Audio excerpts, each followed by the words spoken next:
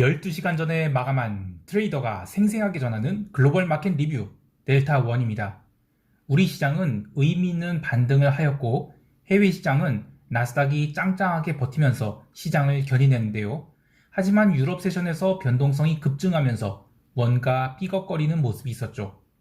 유럽 지역이 코로나 재확산으로 오스트리아도 락다운하고 독일도 락다운을 할지 모른다는 이유로 밀렸다고 하지만 트레이더의 시각은 다릅니다. 어제도 이야기했듯이 유로존 국채 숏 포지션에 스탑로스가 나올 수 있는 상황이었기 때문인데요. 이런 것들이 우리 시장에는 어떤 영향을 미칠지 그리고 어떻게 대응해야 할지 꼼꼼하게 살펴보도록 하겠습니다. 먼저 아시아 세션 갑니다. 코스피 시장 이야기를 하기 앞서 매크로 트레이딩을 하면 현지 어떤 디테일한 상황은 잘 파악하기가 어려워요. 지수 매매를 하는 사람이 개별 종목을 제대로 분석하지 못하는 것과 마찬가지죠. 하지만 매크로 트레이딩을 하면 글로벌 시장이 바람을 빠르게 느낄 수 있는데요. 그렇게 길들여진 감각은 시장 리스크를 회피하는 데 도움이 될 수 있지만 반대로 퀀트의 함정 중 하나인 평균 회귀에 집착하는 경향을 빠져서 이 아집을 갖게 될 수 있습니다. 따라서 거시 관점과 미시 관점이 적절한 조화가 필요하다라는 무슨 국민학교 도덕책에 나올 법한 꼰대의 헛소리로 여겨질 충고를 그래도 귀담아 들어야 되는데요. 한국 코스피 지수는 이 아시아 국가들 중 YTD 수익률이 대부분 다 두 자리인데 아직까지도 한 자리 플러스 3.39%에 머무르고 있어요. 피어그룹으로 볼 수 있는 대만 타이엑스 지수는 33.37% 상승인데 참 짜증나죠. 예.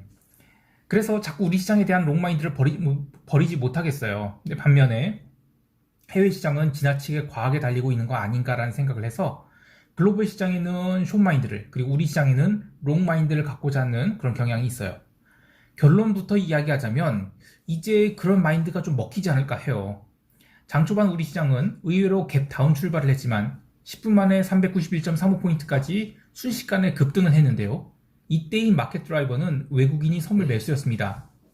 다만 이때의 선물 매수는 외국인들이 매도 포지션을 빠르게 걷어내서 급등을 한 것이고 베이시스가 제대로 회복되지 못하면서 그러니까 현물이 매수가 적극적으로 들어오지 않자 시장은 점점 흘러내리기 시작하면서 홍콩 세션 오픈할 때는 전일 종가선을 다시 깨기도 했습니다. 이렇게 오전 내내 388에서 389선을 오가던 증시는 오후 1시 들어서 외국인들이 현물 비차익 매수를 집행하고 선물 매수도 강화하면서 391선을 다시 터치했는데요. 막판에는 선물 매도 미결이 다 빠져나가면서 간만에 바닥을 확인한 모습을 보여줬습니다. 특히 이 오전장이 조정으로 양 옵션 변동성이 크게 죽은 게 눈에 띄는데요. 수요일과 목요일 위클리 옵션 관계로 시장을 눌러놓은 것이 이 추가 하락이 어렵다라는 컨센서스를 형성하면서 옵션이 죽었다라고 할 수 있겠습니다. 옵션 미결제약적인 분포 또한 이 390선을 중심으로 위아래 고르게 형성돼서 다음 주에 이 프리미엄 빼는 구간을 거치게 되면 다시 방향성을 보여줄 수 있다고 판단돼요. 여전히 시장 방향을 위로 보고는 있지만 선물 미결제약정이 양쪽으로 꽉 잡혀있는지라 좀 더 미결제약정을 줄였다가 방향성을 보여주는 게 좋다고 생각되는데요. 이때 살펴봐야 될 게 이 외곽의 옵션이에요. 이번 12월물은 쿼드러플 위칭되어 있고요. 그래서 외곽의 옵션이 감마 효과가 선물 방향성 베팅과 결합되면 아주 파괴적인 힘을 보여줄 수 있죠. 그게 윗방향이든 아랫방향이든 마찬가지입니다. 근데 그러기에는 아직 외곽의 변동성이 너무 살아있어요. 그래서 다음 주에 다이어트 구간이 좀 필요하다고 보고요. 다이어트가 끝나는 12월 첫째 주부터는 우리 시장도 추세가 나오지 않을까 합니다. 당일 시장이 긍정적인 부분들을 살펴보면 오후장 들어서 외국인이 현물 매수가 비차익으로 꾸준히 들어온 것, 그리고 삼성전자에 대한 매수세가 솔솔 들어오고 있다는 것, 선물 매수도 조금씩 쌓여가고 있다는 것, 이런 것들이 있는데 또 부정적인 부분은 선물 베이시스를 강하게 콘텐코로 만들 수준의 선물 매수는 들어오지 않고 있어요. 또 옵션 시장에서 외국인들이 계속 품매수를 쌓고 있죠. 그래서 변동성 매수를 꾸준히 쌓고 있다는 것, 그리고 외곽의 콜 매도를 해서 상단을 제한하고 하단을 열려있는 그런 것들이 조금 부정적이긴 합니다. 그래서 어쨌든 외국인들이 선물을 질러줘야 돼요. 그러면서 선물을 지름과 동시에 외곽의 콜 옵션들이 환매가 들어올 때 그때가 가장 큰 시세가 나올 것 같아요. 여기에 더해서 11월 월봉으로만 한 5% 가까이 당긴 대만 시장이 과연 추가 상승할 수 있을 것인가 이런 점도, 그리고 인도 시장이 10월 19일 이후로 지금 조정을 계속 거듭하고 있거든요. 고점 대비 제법 밀린 것, 이런 것들을 생각하면 저는 이머징 시장 바스켓 자체가 이익 실현 모드로 전환되고 있는 것 같아요. 그러니까 바스켓 내 성과가 좋았던 지역들, 뭐 대만, 뭐 인도 이런 것들을 이익 실현하고, 한국처럼 이 못난이 증시는 좀 비중 확대하는 것을 생각하는데 안타깝게도 비중 확대까지는 아닌 것 같아요. 어제 그 한국밀 ETF인 EWI는 뭐 1000억 정도 하루에만 그렇게 뭐 1000억 가까운 환매가 나왔어요. 근데 이런 수급 불균형은 연말 수익률을 억누르는 재료가 될 거예요. 그래서 장사한 사람이 오늘 하루만 하는 건 아니니까, 긴 그림으로 보면 그래 올해 뭐 한국물 많이 언더웨이트 했었지, 그러면 내년에는 오버웨이트 좀 하겠지, 뭐 이런 식으로 생각하면 뭐 정신승리일 수도 있겠지만 잘 버틸 수 있는 그런 에너지가 되지 않을까 합니다. 어쨌든 저는 여전히 한국 시장에 대해서는 이 정도는 굉장히 저평가다. 그래서 한국 시장에 대해서 네이키드 롱을 못하겠으면 대만 숏을 하고 한국으로 롱하는 뭐 그런 전략도 나쁘지 않을 것 같아요. 자, 구체적인 대응 전략은 이따가 총평 때 이야기하기로 하고요. 이제 유럽 세션 넘어갈게요.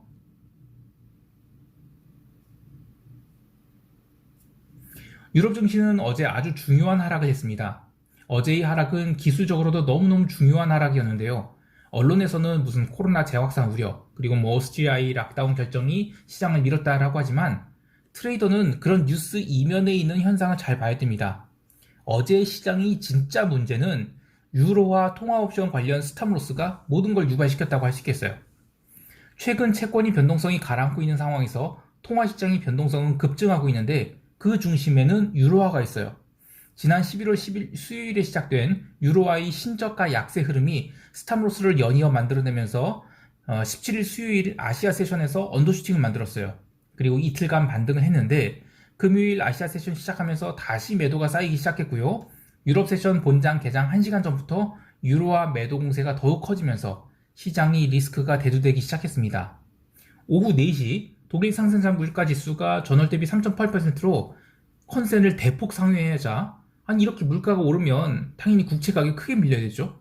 그런데 거의 밀리지 않았어요. 그러면서 유로화는 계속 약세를 보였고 결국 오후 5시 본장 개장하면서 이게 증시에도 영향을 미칩니다. 오후 5시 이미 유로화가 목요일에 상승한 거를 죄다 반납을 했어요. 그러면 이젠 다시 스탑로스 우려가 이제 대두되고 있는데 증시가 살살 밀리기 시작하자 오후 5시 이미 유로화는 목요일의 상승분을 죄다 반납했기 때문에 다시 스탑로스 우려가 대두되고 있었는데 증시가 살살 밀리기 시작하자 유로화도 계속 밀리기 시작했고요. 오후 6시 결국 트리거를 건드리고 말았습니다. 유로화 스탑로스가 터지면서 그때 채권이 폭발을 해버렸고 장기 채권이 스탑로스가 터지면서 글로벌 주가지수 선물도 급격한 리스크 오프 모드로 전환했습니다. 그러니까 오스트리아 정부의 락다운이 시장을 하락시킨 게 아니라 통화시장이 스탑로스가 채권시장이 스탑로스를 가져왔고 채권시장이 지수를 밀어낸 겁니다. 자, 문제는 이게 전부가 아닐 거란 생각이 들어요. 유로와 US 달러 원이어 옵션 변동성이 9월부터 이제 꾸준히 상승했다가 이번 주에 202평선을 돌파했어요. 그래서 스탑로스의 기본 조건들을 지금 충족시킨 상황이라서 다음 주도 저는 유로화가 언더슈팅을 이어갈 것 같아요. 그리고 이것이 나머지 통화들에도 영향을 미칠 것 같은데요. 올해 상반기에 이 채권 시장의 변동성이 난리를 피웠다면 하반기에는 통화 시장이 변동성이 지금 난리를 치고 있어요. 그러면 그간 커머디티 롱에 대한 이 견해를 유지했던 것이 좀 바꿔야 될 것 같아요. 그러면 이제 커머디티 롱과 관련해서 제가 오지달러 롱도 이제 뷰를 갖고 있었는데 요 뷰도 좀 조정해야 될 것 같습니다. 자, 이제 커머디티 이야기를 할게요. 목요일부터 구리가 급등하기 시작해서 금요일에 아시아 세션에서 아주 미친 상승을 했죠. 근데 이게 좀 이유가 있습니다. 뉴스에는 딱히 나온 게 없어요. 그런데 목요일과 금요일이 구리 가격 상승은 주로 아시아 세션에서 이루어집니다. 상해거래소에 상장된 구리 선물 11월이 만기가 수요일이었어요. 그리고 만기까지 매도세가 꾸준히 있어서 시장을 좀 눌러놨는데 목요일에 이 매도가 매수로 뒤집혀요. 그러면서 시장이 급등을 했고 그게 금요일까지 이어진 것입니다. 수요일에 LME 구리 현물과 3개월 선물 스프레드가 그 13달러대로 완전 바닥을 쳤다는 얘기 했었죠. 그리고 나서 그 다음부터 이제 그날 이제 수요일날 목요일 새벽이죠. 그러니까 수요일날 만기 때 완전히 이제 그 구리가 바닥을 쳐요. 그리고 나서 이제 목요일부터 급등을 합니다. 이렇게 사흘 만에 스프레드가 다시 급등을 해서 어제는 106달러까지 상승했거든요. 구리를 장기 포지션으로 갖고 있던 저는 이번 반등의 포지션을 모두 청산했어요. 청산의 이유는 이틀간의 상승이 아시아 세션에서 유발된 것이라서 전체 시장을 계속 상승으로 견인하기에는 좀 버겁다고 느껴지고, 유로화 약세가 지금 커머디티 시장에는 부정적이에요. 그리고 기름 가격도 꺾이기 시작한 거, 이렇게 생각하면 원자재 롱 컨센서스가 뒤집힐 수 있다는 생각도 들어요. 자, 기름 시장도 마찬가지였는데요. 아시아 세션에서 이 구리 상승과 함께 전반적으로 원자재 강세가 나오면서 함께 꾸준히 상승해서 79달러를 넘기기도 했습니다. 하지만 유로화의 스탑로스 그리고 채권 스탑로스 등 시장에서 리스크 오프가 빠르게 번지면서 76달러까지 스트레이트로 급락을 하게 됩니다. 그리고 미국 세션 오픈 1시간 전에는 77.5달러까지 반등을 했는데, 그 뒤로 다시 밀리기 시작해서 유럽 세션 마감 때는 75.09달러까지 완전 폭락을 해버립니다. 그래서 결국에는 이 브렌트 기름도 80달러 당연히 깨고 78.66달러까지 밀렸는데, 저는 그동안에 기름 시장에 대해서 77달러 이하에서는 품매도를 하기로 했는데, 어제 기준으로 이 3개월 원유 변동성이 37.88포인트까지 치솟았거든요.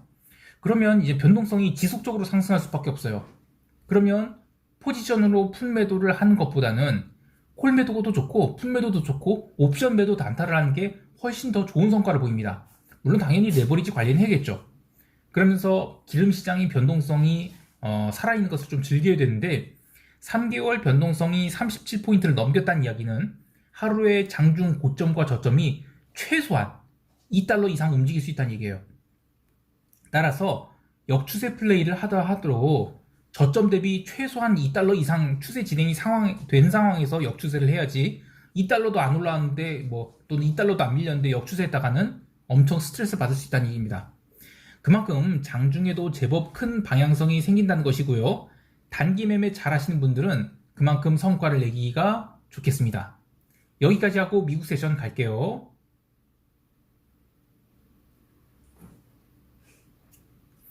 미국 지수 선물은 아시아 세션에서 난데없이 급등을 했습니다. 오전 10시 50분경 나스닥 선물이 순식간에 0.3%가량 급등을 했는데, 이게 왜 그런 것인지에 대해서 뉴스 팔로업 되는 게 하나도 없어요. 저희 프랍 시절 경험을 이야기하면 이거는 CTA 짓입니다. 이 마켓메이커들은 포지션이 쌓이면 스탑로스를 하면서 고의적으로 변동성을 만들어내죠. 그러한 변동성을 추적하는 트레이더들이 CTA이고요. 다만 어제는 12시 30분경 고점을 찍고 나서 원래 밀려야 정상인데, 유럽 세션에서 그 난리가 남에도 불구하고 나스닥 선물은 상대적으로 정말 강세를 유지했습니다. 나스닥이 강세에는 주식 옵션 만기 관련 매수세가 있었는데요. 결국 미국 세션 초반까지만 해도 약했던 미국 지수 선물은 조심스럽게 반등 시도를 해서 유럽 세션 마감 후에는 꾸준히 변동성을 죽이면서 상승을 해서 새벽 2시 38분에는 이 페이크성 슈팅까지 줍니다. 근데 그때 따라붙은 쪽에서 스탑로스를 하면서 지수가 다시 눌리려는 듯 했는데, 변동성 선물이 어제도 계속 고평가 상태 유지했죠. 그래서 지수는 오후 내내 밀리지 않고 버텼고요. 다만 다우지수만큼은 금융주의 연속된 하락에 제대로 반등을 하지 못하고 끝까지 밀렸습니다. 개별 종목 더 이야기하면 로빈후드는 어제 마이너스 5% 하락을 해서 5거래일 연속 음봉을 만들었는데, 이제 30달러마저 깨서 28.99달러까지 밀렸죠. 이런 종목들 공매도를 해야 되는데 말이죠.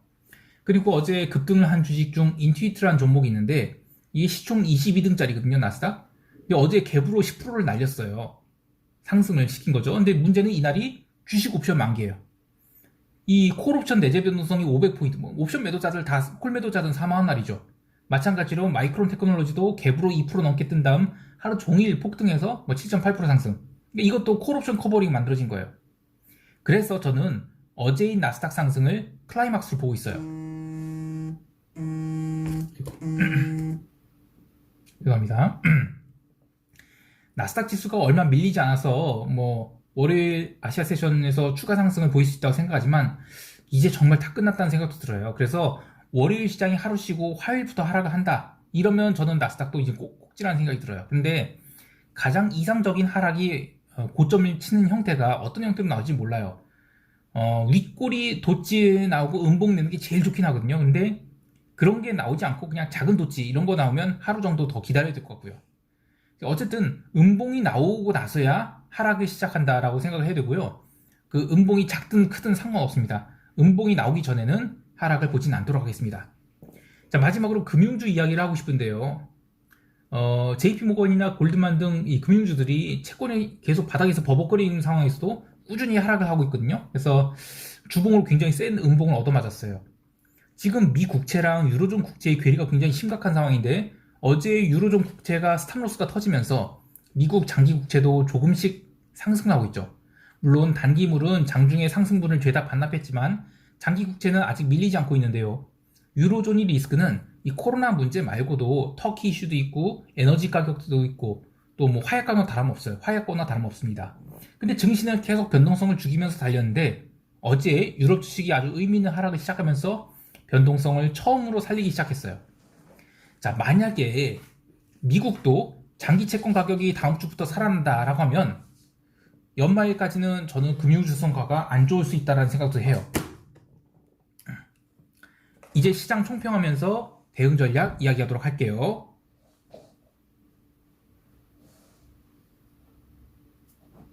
코스피 시장은 여전히 롱으로 보고 있습니다. 다만 장중 품매도로 대응하는 것은 우선으로 생각하는데 영상에서 뭐 특별히 어떤 행사가를 지목하진 않겠지만 다음 주부터는 외가격 프리미엄도 감소할 가능성이 있고요. 다만 글로벌 시장이 상승 탄력이 줄어들 수 있다는 점을 감안해서 품매도를 오버나잇 하지는 않을 생각입니다. 오히려 해외 시장이 하락해서 우리 시장이 갭 다운이 나온다면 더욱 기쁘게 품매도를 할 생각이고요. 이렇게 한 다음 한 주도 장중에 품매도 단타를 내서 현금 재원을 확보한 다음 12월 첫째 주에 상방을 강하게 지를 수 있는 그런 재원으로 삼도록 하겠습니다. 해외 시장에 대해서는 이 미국 장기 채권이 상승세를 바라보고 있습니다. 다운사이드 리스크는 적고 또 업사이드는 크다고 보는데 전체 펀더멘탈과는 다른 역추세 대응이라 크게 수량을 싣기는 어렵지만 리스크 헤지 측면에서 10년 국채 롱을 좀 잡고자 합니다. 나스닥 지수는 금요일로서 대충 꼭지를 찍었다고 보지만 적극적인 숏배팅은 못하겠고 S&P 콜매도는 제법 많이 쌓여있는지라 혹여 월요일에도 오른다면 롤링업을 할 계획입니다. 반대로 S&P 지수가 이 월요일도 하락을 한다면 콜매도 잡은 것을 한 5일선 밀릴 때까지는 일단 꾹 들고 갈 생각입니다. 또한 이 원유에 대해서는 변동성이 커질 것으로 봐요. 77달러는 얼마든지 반등할 수 있는 자리로 보이지만 다운사이드도 커질 것으로 보는데요. 따라서 충분히 하락을 하고 횡보를 하는 경우에만 반등과 변동성 하락을 노린 풀매도를 할 생각이고 반대로 상승 또한 충분히 올라온 상황에서 콜매도를 할 계획입니다. 이 변동성이 커진 상황에서는 장중 진입과 청산을 마무리해서 포지션을 끌고 갈지 않을 것이고요. 계속 단타를 하면서 시장이 가라앉을 때까지 기다리도록 하겠습니다. 변동성 대응을 잘 하실 수 있는 분들은 당분간 이 나스닥 매매 하지 마시고 원유 시장 매매를 하는 게 더 좋을 것 같습니다. 자, 또 한 주가 지나갔습니다. 다음 한 주는 우리 시장에도 볕이 들기를 기대하고요. 즐거운 주말 보내시기 바랍니다. 이상 델타원이었습니다. 감사합니다.